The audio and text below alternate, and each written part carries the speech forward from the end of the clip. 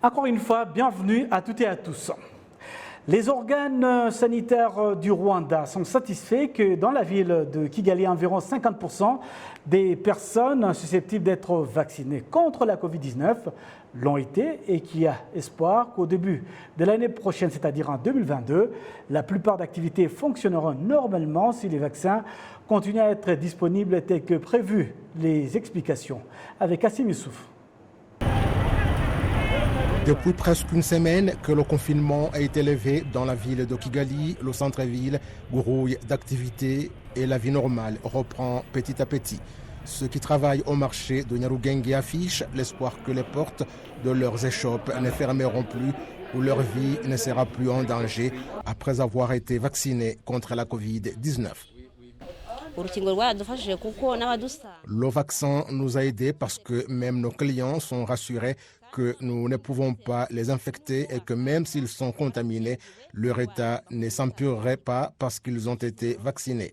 C'est pourquoi tout le monde dans ce marché a reçu la première dose et nous attendons la deuxième.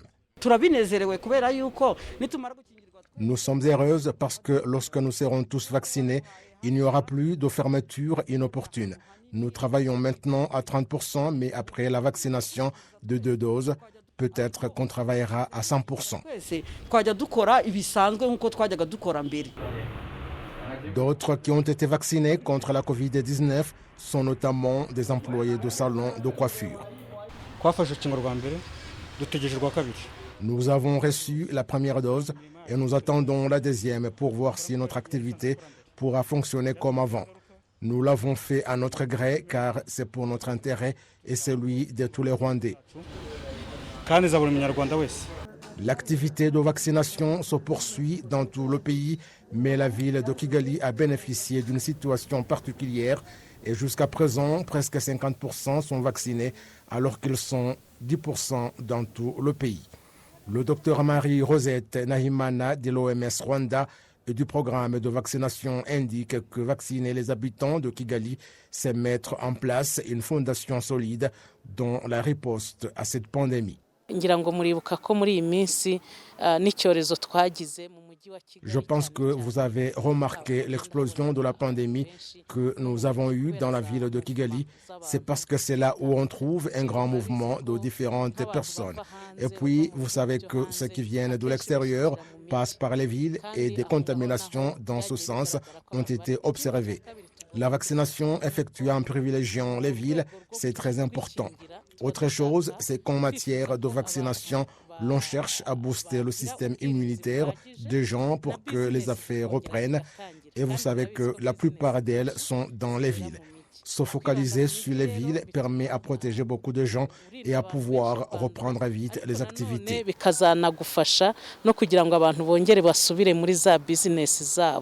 Le directeur général du centre biomédical du Rwanda, le docteur Sabin Sanzimana, indique que si l'activité de vaccination avance au rythme actuel, en début de l'année prochaine, la situation normale reprendrait petit à petit.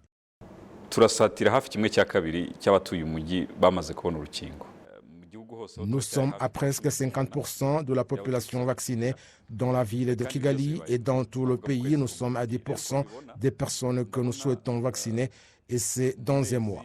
Sans préciser le temps qu'il faut, mais selon le rythme actuel et les vaccins disponibles et que dans la ville de Kigali, les personnes de plus de 40 ans ont presque toutes été vaccinées et que prochainement, il en sera ainsi dans les provinces. Alors, nous vaccinerons les 30, 20 et au début de 2022, beaucoup de gens seront vaccinés. S'il y a un grand nombre de personnes vaccinées, rien n'empêcherait que la situation normale puisse reprendre.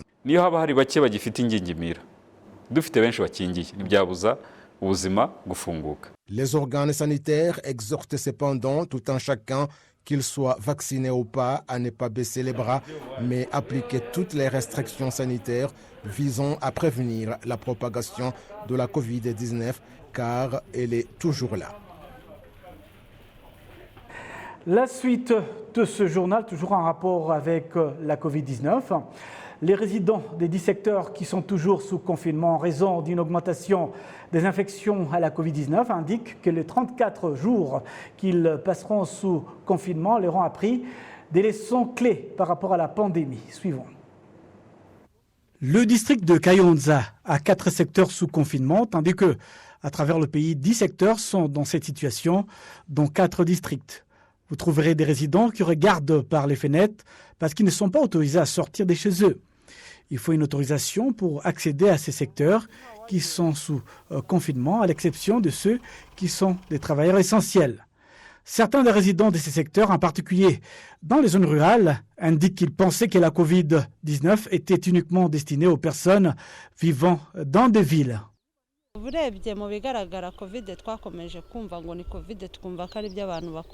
Nous pensions que la Covid était pour des personnes spécifiques, mais cela nous a également affectés et nous avons été surpris. Nous avons également commencé à voir que le gouvernement avait commencé à vacciner certaines personnes. Nous pensions que nous étions exempts de Covid-19 en pensant que c'était pour les personnes qui mangeaient des chips ou des choses huileuses, mais nous avons été surpris lorsque nous avons également été touchés. Mais avec un peu de recul, nous n'avons pas vraiment prêté attention aux directives depuis les débuts. Certains des leaders des secteurs soulignent qu'en effet, le non-respect des directives fixées et les passages du secteur à l'autre étaient les raisons de la propagation accrue du virus dans ces secteurs. Le maire du district de Kayonza, Jean-Claude Mourenzi, a déclaré que les jours qu'ils ont passés en confinement ont commencé à donner des fruits en termes de compréhension de la population de cette maladie et de ses conséquences. Initialement, les secteurs de Gahini et Mukarange, le nombre diminuait tout en augmentant dans les 4 autres secteurs qui sont toujours sous confinement. Mais actuellement, nous voyons un changement. Les résidents respectent les directives établies et le nombre commence à diminuer. Le ministre de l'administration locale, Gatabazi Jean-Marie Vianney, a déclaré que la complaisance a poussé les 10 secteurs à rester sous confinement.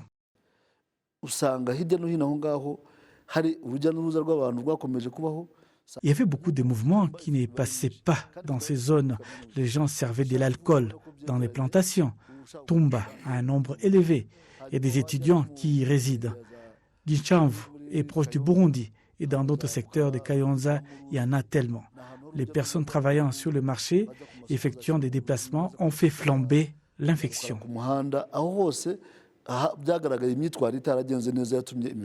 50 secteurs à travers le pays ont été mis sous confinement le 28 juillet dernier en raison d'une vague d'infection à la Covid-19. Dernier point à propos de la Covid-19. La police nationale prévient tout le monde qu'elle ne va pas jamais tolérer ceux qui violent les instructions sanitaires que le gouvernement a mises en place pour se protéger contre la Covid-19. Elle a présenté à la presse ce lundi plus de 40 personnes qui ont violé ces instructions. Explication avec Kassim Youssouf.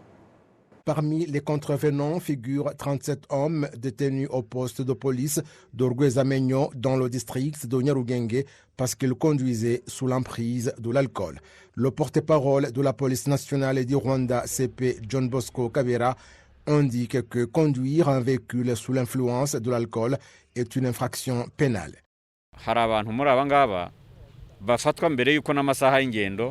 Certaines de ces personnes ont été arrêtées avant l'heure du couvre-feu. Lorsque la police les a arrêtées, elles se sont rendues compte que quelque chose n'allait pas. Comment se fait-il qu'à 17h, 18h et 19h, vous trouvez quelqu'un ivre avec un niveau élevé d'alcool dans le corps? C'est contre la loi. Il y a aussi ceux qui ont été arrêtés en provenance des bars ou d'endroits où ils savent qu'ils ne devraient pas être. Le problème, c'est que les gens demandent de laisser passer et les utilisent pour se promener la nuit et aller dans des cabarets. Pour ces personnes, un autre laissez-passer leur sera refusé.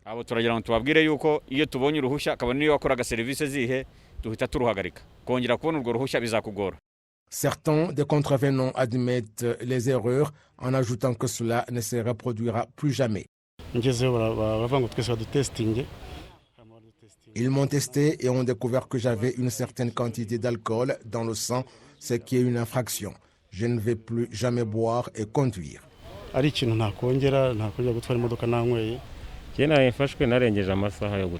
J'ai été arrêté après l'heure du couvre-feu, c'était vers 20h30.